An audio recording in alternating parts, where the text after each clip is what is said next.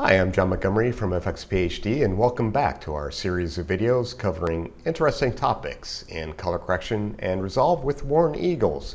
Warren, how's it going, my friend? Very good, John. Loving it down here in Brisbane as we head towards the summer. And here, as we head towards the winter, temperatures are getting more moderate, but it's always a great day on the beach here in Jalisco, Mexico. What we want to talk about today is, I guess, the implications for all the amazing development that's gone into Resolve over the last several years. I mean, I've really been impressed with the features that have been added to Resolve, the breadth and depth of changes, both in the color grading tools and color management, but also things like editing and effects and even audio. What have you seen from your perspective as a colorist and what you've gotten from people? Are you actually seeing more projects to you get delivered in Resolve versus, say, Premiere or Final Cut? But what have you seen? Yeah, good question, John. I would say for the first time this year, I've probably got as many Resolve projects and timelines as I have, say, an XML or an AF out of Avid. Wow, I did not expect that. That's the first time that's been, because yeah, really so. But I mean, obviously that was helped by the fact I worked on a whole show, 12 episodes of a show, which was all being edited in Resolve. So I got the project, opened it up, worked really well. I didn't have to render because I wasn't finishing the show. I just did the grade and shared the DRP back to the finishing editor, and I was done. And that was a really slick workflow. So I'm saying we're seeing more of it. Well, now from a colorist perspective, I mean, I've talked to people, and it's a fair enough comment to say, you know what, I'm really just interested in grading. That's my specialty, that's my craft. I don't really give a shit. Sorry, I don't really give a shit about other features like editing and so forth. But what are your thoughts on that? I mean, I would think that there are actually some things that have been introduced, even from an editing standpoint, that would be incredibly useful for helping you out in the color grading suite. Yeah, I think that's why, in the fundamentals course, I spend a few classes talking about editing, because as a colorist, you've got to know how to get shots in and out. Sometimes shots will be wrong. You get VFX shots, you get pickup shots.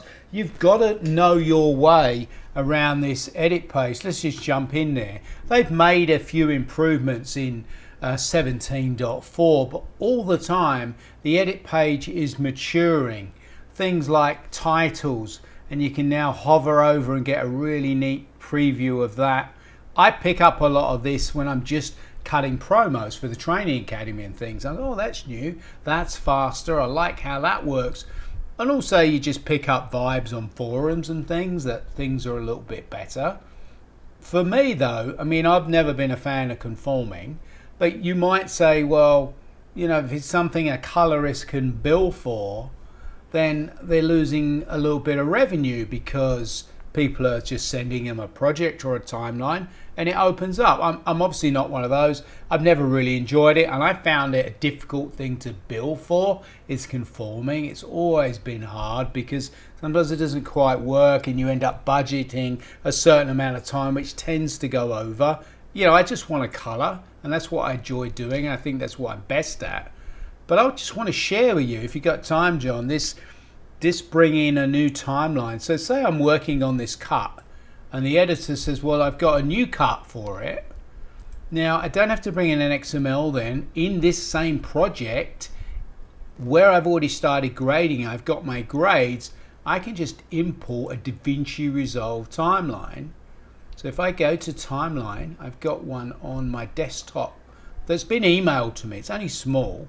So it comes in, I've got all the footage there anyway already, so I can just say, let's take this in. It's going to say, okay, where is my footage? We know we've already got it. It's in Courtroom, and I can do that. And now I have a completely different cut. I got two video layers.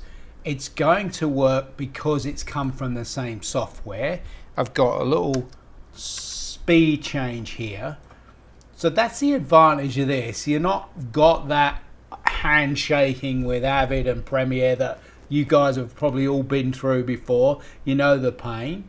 So this is great for sharing. And I will get the color grades as well if I'm working in remote grades or I'm color managed. So my grades come through. Even this classic old shot of my brother there is still earning way more money than I am as an actor. And I just carry on, and I could get another version. They could be sending me the Instagram versions. I might not be doing those, but I'm applying the color to them all. So I think it's a pretty neat workflow, and especially as I don't have to render. If I'm working on a job overseas, I just send them the project. They get the color grade. They then render on their end and maybe make the different versions. I do the hero stuff, which I like to think is the difficult thing. And then they can finish in Resolve, because to be honest, they probably wouldn't pay me to do all those versions anyway. Does that make sense? Yeah, exactly. And I mean, I think one of the things about those new features is it's not necessarily it's definitely not turning you into an editor or something like that, but what's doing is making your life easier, and you're spending less time doing those annoying things like eye matching back to the work picture. You know, when things invariably slip or are wrong, especially with speed changes. I mean, that's a really good example of something that always seems to be a thorn in the side of conforming or finishing. It's like these new features that just actually help you spend less time on that kind of thing that you don't want to spend time on, actually more time doing the fun creative stuff. Exactly. That's what I want to do, and probably majority of colorists would sort of feel the same way, that it's quality time build, making the show better, delivering for the director is the idea of it, and it works pretty well. It's a slick workflow. Well, Warren shows this workflow and other things as part of the courses at fxphd. If you haven't checked it out, head on over to fxphd.com/resolve to see the full lineup of his courses. I want to mention that this week during Black Friday until Cyber Monday, all of his courses are 30% off. It's the only time of year that we discount the Resolve courses, or anything else at fxphd for that matter. So it's a really good time to buy if you're interested in learning Resolve, picking up tips. He's got an entire lineup of courses from fundamentals to advanced and creative things like the looks and matching masterclass, which is really great. I would say I agree with all that. You know, the classes have been there. We've been going for 15 years, so we get quite a lot of repeat business, which is good, because people come to ask us and say, you know, you're doing a new one for this new version. Are you doing anything on looks? So if you like what you see, hit subscribe on the YouTube channel, hit like, and you'll then be updated when we do something new.